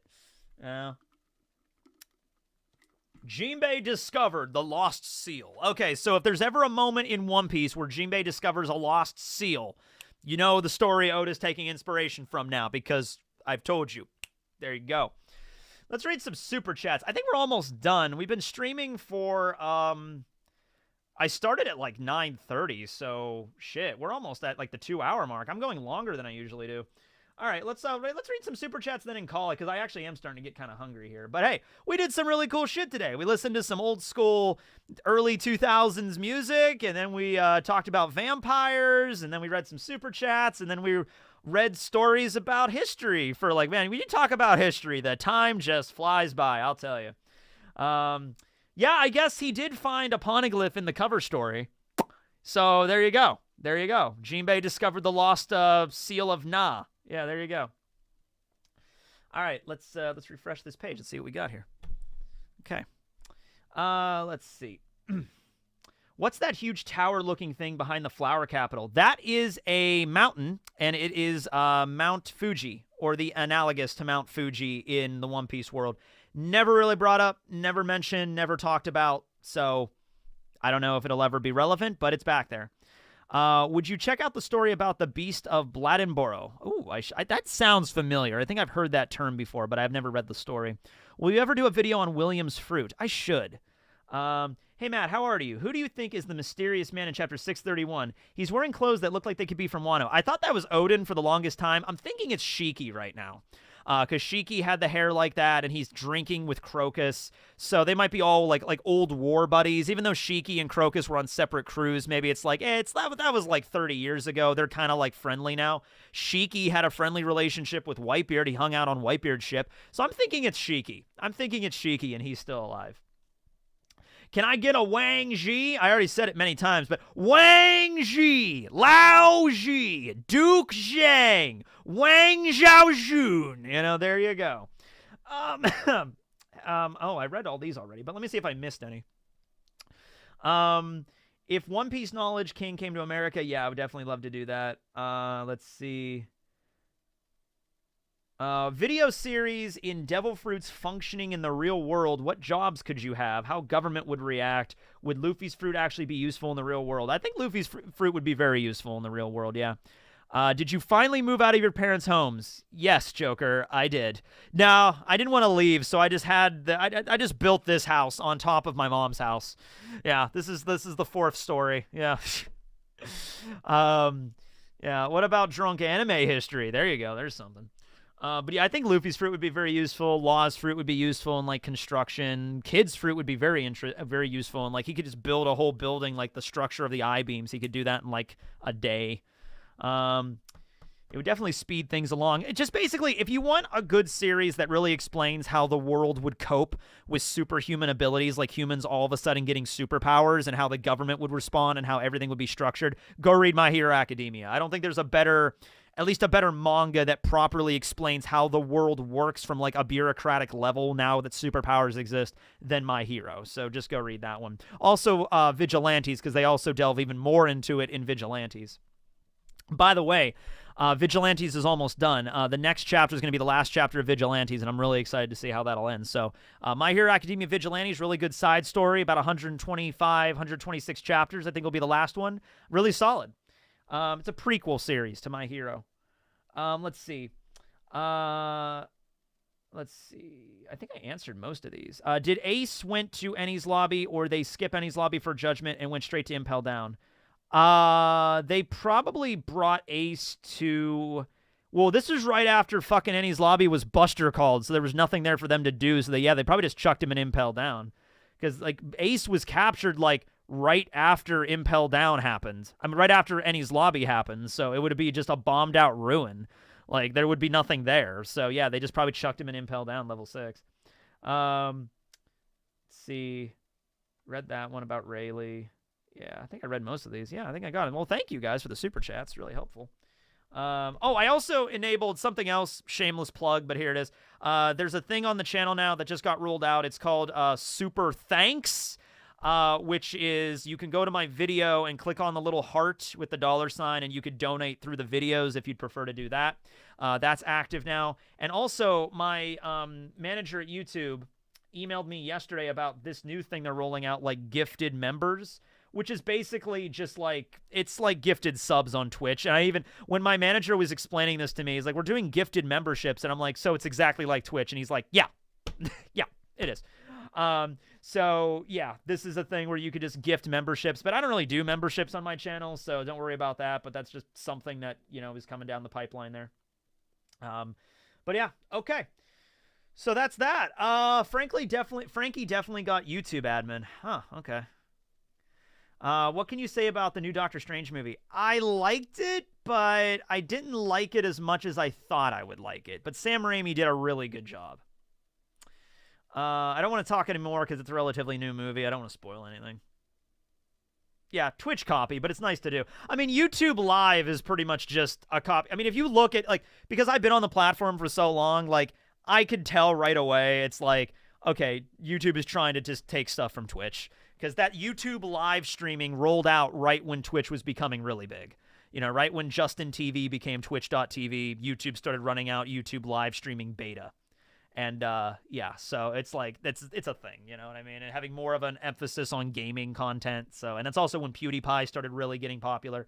So yeah, like this is how businesses work, you know.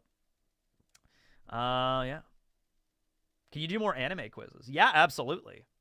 That I can. I'm thinking of stuff to do that I can just film really quick and then put it up, and then I could have it for when I'm away in California. So I could just have a bunch of videos that are quick, not really long videos, but like maybe 15, 20 minutes that I could just put up, like me doing anime quizzes, me doing more tier lists. If you want me to do more tier lists, let me know. And I can, because the tier lists are relatively easy. Just anything that's like editing light. So I don't have to edit too much. I can just like film whatever and I can just put it up. And then that way I can get a bunch of stuff in the tank for when I go on my vacation. Sam Raimi directed Multiverse of Madness. You bet your ass he did. And also Bruce Campbell is actually in the movie as a cameo because it's a Sam Raimi movie, of course. So I love Bruce Campbell. Really funny dude. Bruce Campbell. Tekking, rank your fave armies. Animes. Rank my fave armies. Well, Alexander the Great had a really kick-ass army. He took out all of Persia, and then he conquered it. And it's just like, holy shit, how did he do that? Well, because he had a pretty damn good army. So Alexander the Great, I'd say, is probably my favorite army. The Egyptians had a really good army, too. Very adaptable. Absolutely. Would you ever do a travel vlog? Oh, I'll definitely do travel vlogs because we're going all over California. We're going to be going to Yosemite. We're going to go to San Francisco, LA, San Diego. We're going to be all over the place. I'll definitely. Hopefully most of it won't be. How much on California? Okay. How many people live in California? How many people can let me know what percentage of California is on fire right now, if at all? Like, can you just look out your window really quick and just be like, hold on, about 10%? Like, can someone let me know?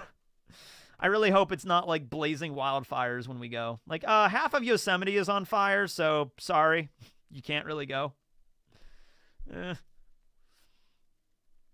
All of it, 80%. 80%'s on fire right now. You're good now. No fires to speak of right now. Right now. Yeah. Yeah, people are leaving Twitch for YouTube. Yeah, I remember when I got kicked for play. That was on me. I should have looked up that there was a banned game list, but yeah. I was like, whatever. YouTube is kind of having everything now. But, yeah. Luffy can dodge laser. Okay. Let's talk about this because this is a big deal and I need to talk about this, okay? First of all, let me read this one. Let me turn off super chats because I'll read this one last super chat and then I think I'll call it a day. You could do a review of the first chapter of Jujutsu Kaisen. I could. I still want to do a review of chapter 0 or volume 0 because I saw the movie when it came out like 2 months ago and I haven't talked about it yet, and I still need to do that. Okay. So this is a thing that came up when I did the video on if Luffy can fight the admirals now that he's in Gear 5th. Okay, so this question right here. This question. Every time you talk about Kizaru, you forget Luffy can dodge lasers since the time... By the way, thank you for spelling it lasers, because that's how it's pronounced. The time skip. And he can only move at the speed of light in a straight line. Okay. So here's the thing. I think it's very, very different to say that a pacifista, a robot, and being able to predict the pacifista's movements and being able to outpace Kizaru, those are two completely different things, in my opinion. Luffy's observation hockey there was able to predict that a pacifista is about to fire a laser because it's a robot, not even a high-tech robot. Well, I guess it's high-tech for One Piece, but it was a prototype. It was even mentioned. Those were prototypes. Those were the older models, okay? Vegapunk has apparently came out with even more advanced versions of the pacifistas. But it's like the pacifistas were like firing laser and Luffy was able to like pew, pew, pew, slow. I don't think he was saying the laser itself was slow. It's just that the movement of its hands and like charging and firing were so predictable that Luffy could just and he knew how to move. If Kizaru was actually fighting Luffy one-on-one, zipping around unpredictably, who also, by the way, has observation hockey, zipping around, firing lasers, that's a completely different ball game, in my opinion. That's completely different. It's laser, not laser. No, it's laser with a Z, because that's how it's pronounced. It's laser, not laser. I know it's spelled with an S, but it should be with a Z, and that's my hot take. I'm sticking with it. Yeah. But yeah, I just wanted to talk about that. So there you go, because I've seen a lot of people talking about that. Yeah. I think you are unbanned on Twitch. I don't even care if I am at this point because I don't use it. And even if I was unbanned, I would never use it again because it's like everything. All my ducks are on YouTube right now. All my ducks are in a row, and the row is on YouTube. So why would I leave it? You know. So yeah, and I don't game very often. So you know. But anyway, I think I'm gonna call it. It's about noon or getting close to it. I'm getting hungry. It's 11:30. So I'm gonna go have a sandwich. I made, what did I make last night? I made spaghetti. There you go. I made spaghetti last night, and it was really good. So I might have some of that, or I might have a burger. I don't know. But thanks to everybody for watching. This will be up on the vlog channel later. Don't know when, but it'll be up when it uploads. And yeah, sorry about the buffering, but you guys all have a awesome day. And go, so yeah, have yourself a spaghetti sandwich. There you go, spaghetti sandwich.